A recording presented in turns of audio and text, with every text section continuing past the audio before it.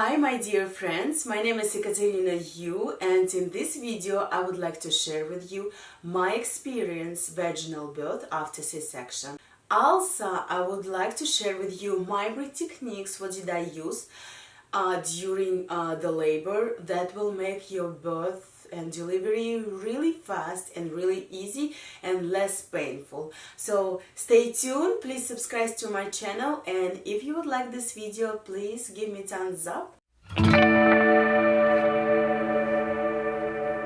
If you're watching this video, you probably already had C-section and right now you're planning second baby, or maybe you're already pregnant and you're trying to find any information about vaginal birth after C-section.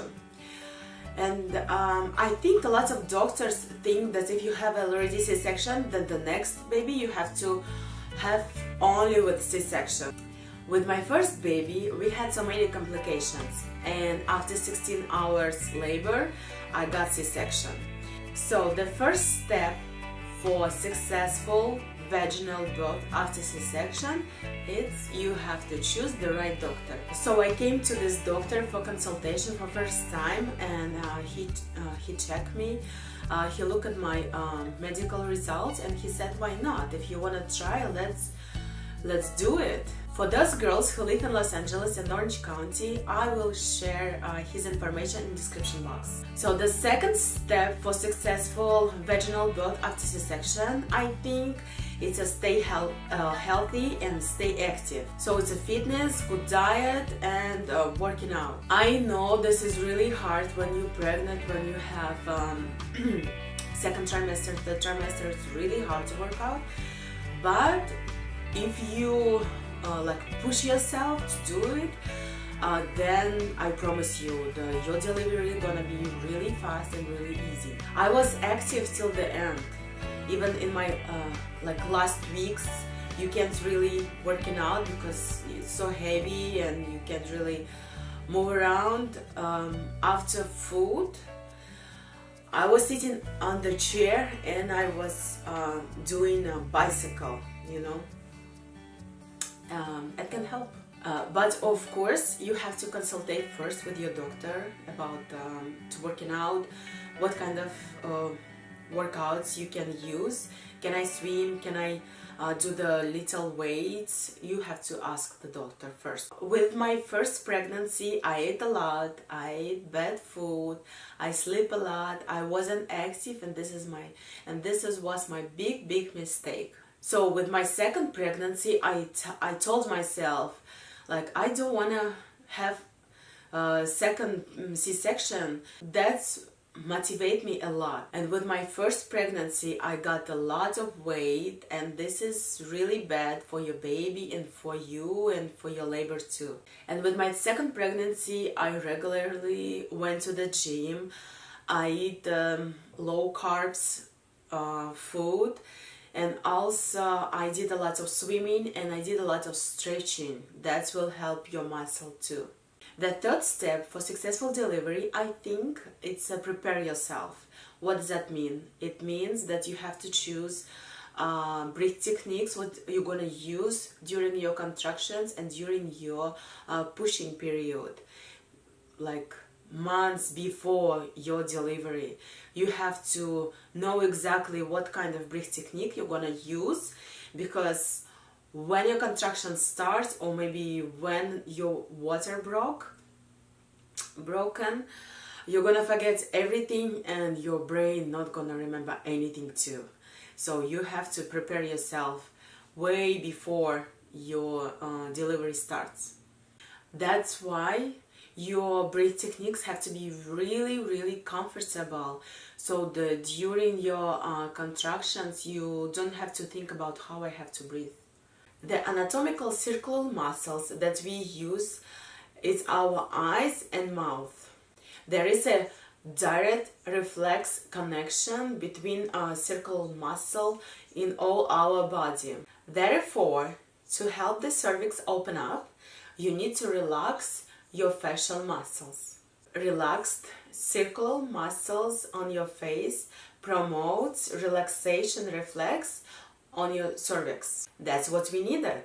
The first I'll show you how it look like in the practice, and then I'll tell you the whole nuances.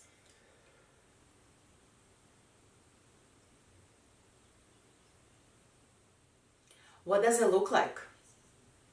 This is breath of the sleeping person, because during the sleeping human body maximum relaxed, and I close my eyes for avoid any distractions. I breathe through the nose because air passing through the nose more moisture, warm up, and does not over dry the mucus.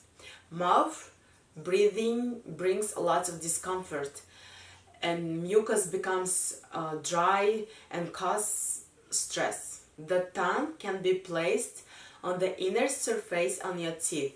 Try this exercise at home. Squeeze your fists and try to breathe like I did, how I showed you before. Either the breath get lost or fixed relaxed.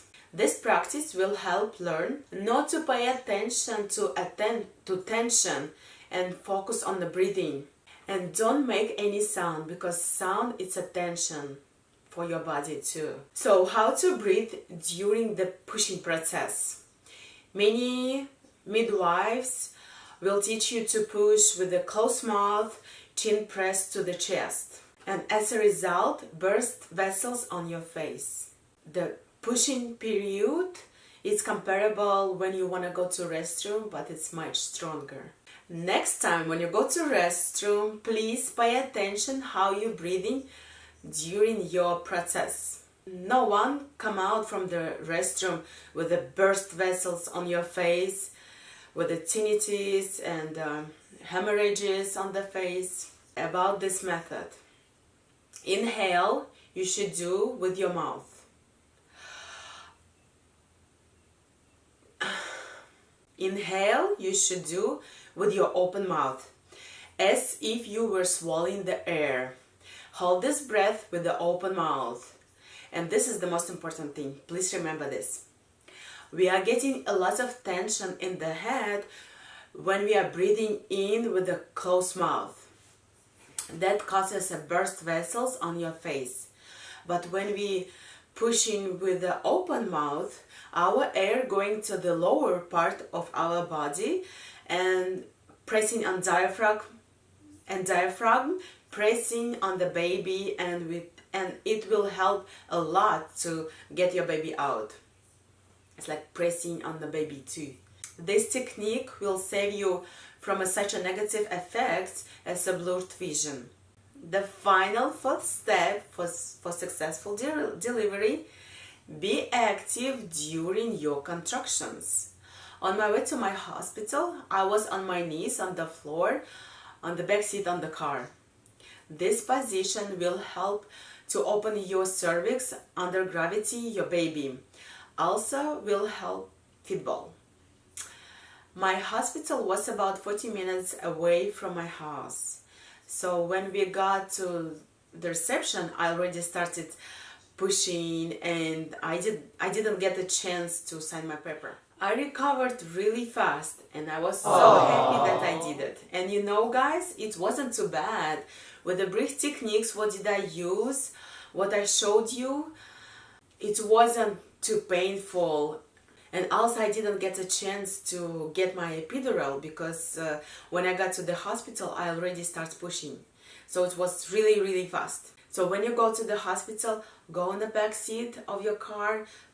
Husband can drive, or wherever driver. Stay on your knees. And also, if you're already in the hospital and your contractions start, or maybe like it's a water broke and contractions can start later. So during the contractions, don't sit down, don't lay down on your back. Just during the contractions, walk and do like movement like this, because when you're moving like this, your baby going down and pressing on your cervix open, and everything will be so easy and fast. So I wish to all of you successful delivery and fast recovery after your childbirth. And remember, mommy's every day always finding a way. Please subscribe to my channel and share my video with friends who are expecting a baby.